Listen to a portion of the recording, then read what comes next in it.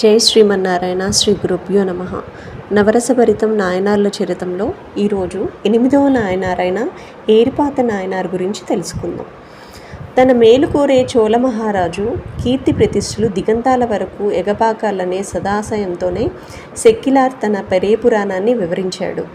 చోళ వంశీయులు ఒకప్పుడు కరువూరును ముఖ్య పట్టణంగా చేసుకుని తమ రాజ్యాన్ని పాలించారు. ఆ నగరం గురించి వర్ణించాలంటే అంత సులభ సాధ్యం కాదు. అంతటి సువిశాలమైన వీధులతో రహదారుల వెంట పచ్చదనం పరిచినట్టు ఇరువైపులా ఆకాశాన్ని చుంబించే విధంగా ఎదిగిన పెద్ద పెద్ద వృక్షాలు, నేలంతా పచ్చతివాచి పరిచినట్టు చిన్న చిన్న పూల తరువులు, వృక్షాలకు స్నేహబంధాన్ని గుర్తు చేసేలా అల్లుకున్న లతలు, చుట్టూతా గుబురుగా పెరిగిన దట్టమైన పొదలతో అందానికి మరో రూపులా చూపరులను ఆకర్షిస్తాయి.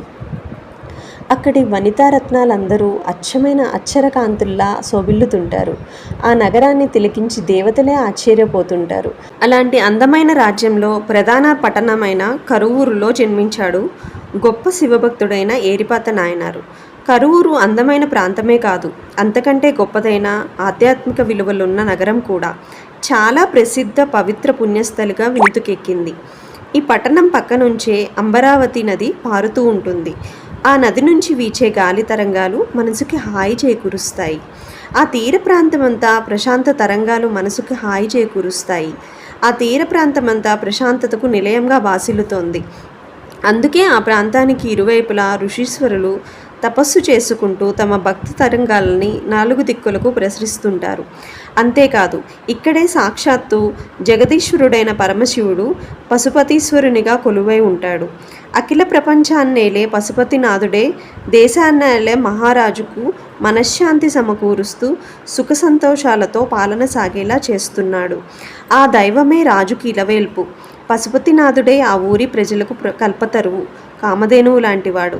అలాంటి స్వామిని ఏరిపాత నాయనార్ అనునిత్యం కొలుచుకునేవాడు. స్వామిని సేవించడమే కాదు, ఆయన్ని సేవించే భక్తులకు సేవ చేస్తూ వారికి రక్షకుడుగా ఉండేవాడు. ఇదే అతని నిత్యకృత్యంగా అలవర్చుకున్నాడు. భక్త రక్షణ కోసం చేతితో ఎప్పుడూ ఒక గొడ్డలిని పట్టుకొని తిరిగేవాడు. శివభక్తులు ఎవరైనా హాని తలపెట్టాలని చూస్తే వారిని చేతి గొడ్డలతో బెదిరించడమో శిక్షించడమో చేసేవాడు. అది కూడా శివసేవలో భాగమేనని భావిస్తుండేవాడు. ఇదే ఊర్లో శివకామి ఆండార్ అనే మరో శివభక్తుడు ఉండేవాడు. ప్రతిదినం క్రమం తప్పకుండా శివార్చన నిర్వహించేవాడు. ఉదయాన్నే దినవారీ అనుష్ఠానం పూర్తి చేసుకొని అనంతరం శివసేవ కోసం తోటలోని పుష్పాలను సేకరించి మాలలల్లి దైవానికి సమర్పించడమే అతని దైనందిన కార్యక్రమం. ఒక పుణ్యదినమైన మహానవమి నాడందరూ ఆనందోత్సాహాలతో ఉన్నప్పుడు శివకామి ఆండార్ రోజు మాదిరిగానే పూల సజ్జ తీసుకొని వడివడిగా ఆలయానికి వెళుతున్నాడు. అదే సమయంలో మావటి వాళ్ళు రాజుగారి పట్టపుటేనుగు నదిలో స్నానం చేయించి అదే వీధి ద్వారా తీసుకువస్తున్నారు. ఏనుగు పైన 2 మావటి వాళ్ళు ఉన్నారు. మరో 3 దానికి సహాయ రక్షకులుగా ఉన్నారు. ఇంతమంది ఏనుగు వెనకనున్నా ఏం జరిగిందో ఏమో కానీ ఆ ఏనుగు ఉన్నట్టుండి గ్యూంకరిస్తూ విచ్చలవిడిగా మనుష్యులను తరమడం ఆరంభించింది. వాళ్ళంతా భయవిహ్వాలులై అటూ ఇటూ చెల్లాచెదురుగా ఉరుకలు పరుగులు మొదలుపెట్టారు. ఇంతలో ఆ ఏనుగు శివకామి ఆండార్ నడుస్తున్న దిశకు రాసాగింది. రావడమేమిటి, శివకామి చేతిలోని పూలబుట్టను అతని నుంచి లాక్కొని నేల మీద విసిరేసి వెళ్ళిపోయింది. పూలన్నీ చెల్లాచెదురై నేల మీద పడ్డాయి. ఏనుగు చేసిన చర్యతో శివకామికి మతిపోయినంత పనైంది. దేవుణ్ణి అర్చించేందుకు తాను సేకరించిన పూలన్నీ నేలపాలయ్యాయి. దాంతో కోపం వచ్చి ఏనుగును తన చేతిలోని కర్రతో తరిమేందుకు ప్రయత్నించాడు. అయితే శివకామి బాగా వృద్ధవయస్కుడు కావడంతో అలిసిపోయి నేల మీద పడ్డాడు. దాంతో ఒళ్ళంతా కొట్టుకుపోయింది.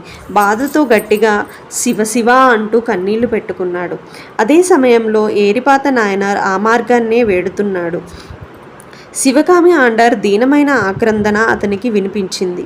దాంతో కోపంతో ఏనుగెక్కడా, పాపం ముసలి శివభక్తునికి ఇంతటి ఆపద వాటిల్లినా ఎవ్వరూ ఇతన్ని పట్టించుకోకుండా ఉన్నారేం అంటూ అటు ఇటు చూస్తూ శివకామి దగ్గరకు వచ్చి అతను సూచించిన దిక్కుకు పరిగెత్తి ఆగ్రహంతో ఏనుగు మీద తన చేతిలో ఉన్న గొడ్డలిని విసిరాడు. దాంతో ఏనుగు మరణించింది. ఏనుగుని చంపిన నాయనార్ పైకి మావటి వాళ్ళు కోపంతో ఊగిపోతూ కొట్టేందుకు వచ్చారు. దాంతో నాయనార్ వాళ్ళను కూడా సంహరించాడు. ఏనుగుతో పాటు మావిటి వాళ్ళు కూడా చచ్చిపోయారన్న వార్త రాజు చెవిన పడింది. ఆయన వెంటనే సైనికులతో గుర్రం మీద సంఘటన స్థలానికి వచ్చాడు. వచ్చి రాగానే ఏనుగును చంపింది ఎవరు అంటూ దర్పంగా హుంకరించాడు. అక్కడి వాళ్ళు నాయనార్ దిశగా చూపించారు. నాయనార్లోని కోపం ఇంకా చల్లారలేదు. ఇంకా రౌద్ర రూపంలోనే ఉన్నాడు.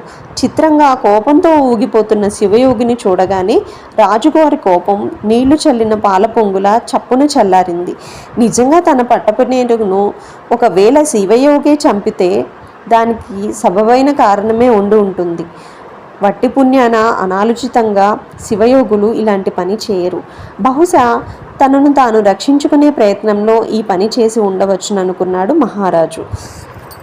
ఆగ్రహం తగ్గిన రాజు నాయనార్తో, స్వామి, ఏనుగును మీరు చంపారని అనుకోవడం లేదు. ఏనుగు మావటి వాండ్రు మీకు అపకారం చేసి ఉంటారు. అందుకే వారిని మీరు చంపి ఉంటారన్నాడు. అది విన్న ఏరిపాతర్, రాజా, ఏనుగు మామిటి వాండ్రు శివాపరాధం చేశారు కాబట్టే వాళ్ళని సంహరించాల్సి వచ్చిందన్నాడు. శివాపరాధం అన్న మాట వినగానే రాజుగారి మనస్సు చివుక్కుమంది.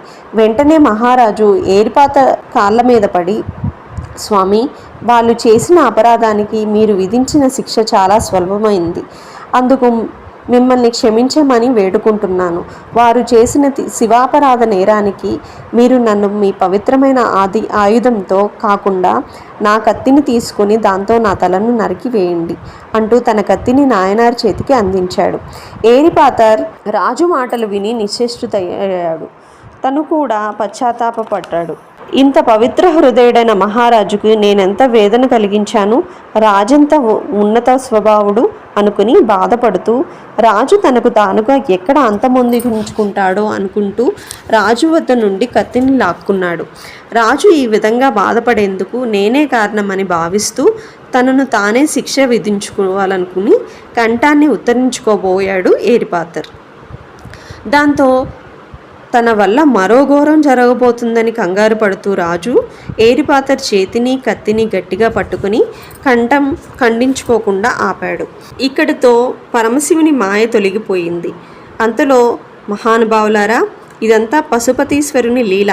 ప్రపంచానికి శివభక్తుల మహాభక్తి ఎంత ఉన్నతమైనదో, ఎంత నిష్కల్మషమైనదో తెలియచెప్పేందుకే ఇలా చేయవలసి వచ్చింది అంటూ అశరీరవాణి పలికింది. తక్షణమే ఏనుగు మావటి వాళ్ళు పునర్జీవితులయ్యారు.